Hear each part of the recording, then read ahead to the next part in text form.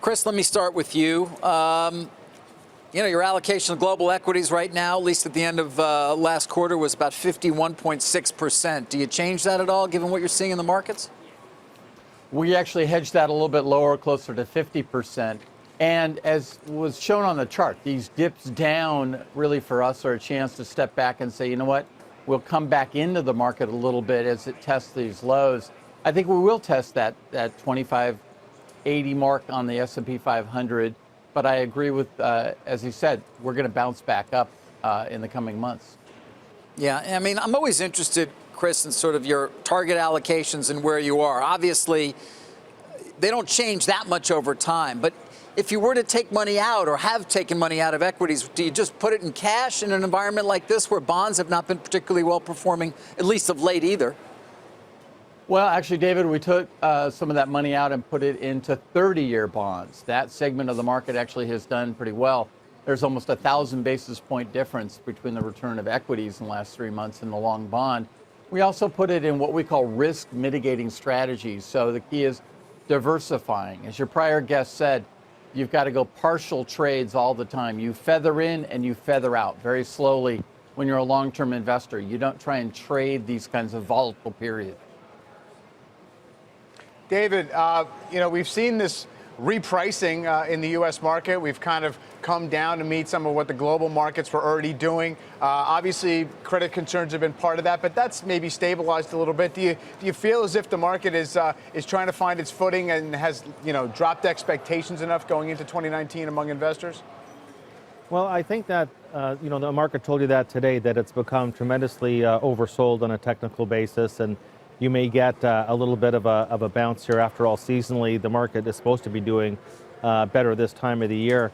But when you look beneath the surface, the market's telling you a very important message, because since the middle of September, we've had the regional banks woefully underperform, consumer cyclicals woefully underperform, the transports woefully underperform, the small caps woefully underperform by collectively 500 basis points. So instead of trying to call the markets, I think it's better for everybody to sit back and say, well, what is Mr. Market really telling us here? And Mr. Market is in this process, and it's not over yet, of re-rating next year towards a much slower growth profile. We're not even close, actually, to pricing in a recession yet, but we are pricing in much slower growth, and I think that's appropriate. David, to what degree are you pricing in a recession? You think it's a 19 story, a 20 story? Everybody seems to think it's a 20 story or 21 story. I don't see how this cycle is going to somehow surpass the real productivity internet cycle of the 1990s. I'm seeing all sorts of signs and leading indicators, the real side indicators, telling me that we're going to hit the wall next year. So I'm expecting a recession next year. We're going to have significant policy withdrawal on the fiscal stimulus side. All the lags, this is the one thing that Powell talked about at his recent speech. The lags from everything the Fed's already done kick in next year, both from the balance sheet and from rate hikes. I think we're going to have a corporate deleveraging cycle next year that's going to impair capital spending. And the one thing people don't talk about, late last week we got the Fed flow of funds numbers. Do you know that household net worth between equities and housing, household net worth expanded by an epic $8 trillion in the past year? That's not going to be repeated. We're going to have a negative equity wealth effect, and people haven't modeled what that's going to mean. That's going to lop off at least 1% off GDP growth next year, just from what the valuations are doing in equities and the slowdown in the housing market. It's going to have a pretty big impact on consumer spending, and the consumer cyclical stocks are telling you that that's going to be a problem area for the economy in 2019. Chris, on a day like today, I find myself thinking a bit about market structure. This is just not the market we all grew up with. I mean, you've got huge money in passive strategies. Then on days like today, you'll always see people pointing at the algorithmically driven traders or the so-called quants. How often do you think about sort of the structure of this market and how different it seems to be from what we were accustomed to 10, 15 years ago, certainly? Well, and I go back 30 years. So to me, the structure of this market's changed really dramatically from what was really a retail market. Heck, I can remember when the New York Stock Exchange had to close on Wednesdays because there was too much paper on the floors. So I think that has changed. This kind of volatility is normal, and people have to get used to that. The size of the numbers is what daggers people. They're driving down the road and they hear the Dow is off 500 or off 800. and they think, holy Toledo, something big happened, and they realize, well, it's about a 2% move.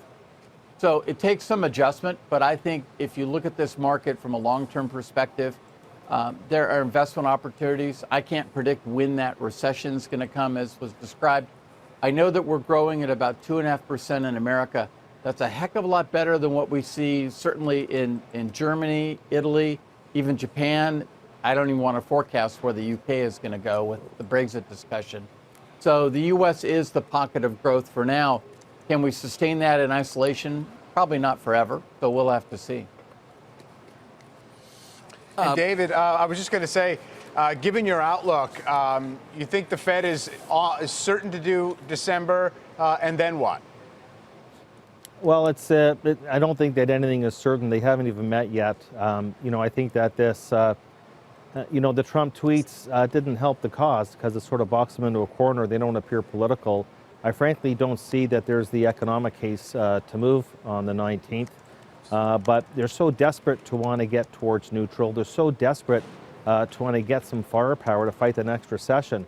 Go to the July 31st, August 1st FOMC minutes, and you're going to find right at the beginning, the Fed economic staff gives a presentation to the policymakers on the next recession and talking about the zero bound. I mean, the Fed is already talking about the next recession and talking about what they're going to be doing about it.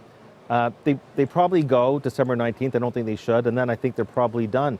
I wouldn't read that as a positive signal any more than going on hold in 2006 was a positive signal for 07, 08.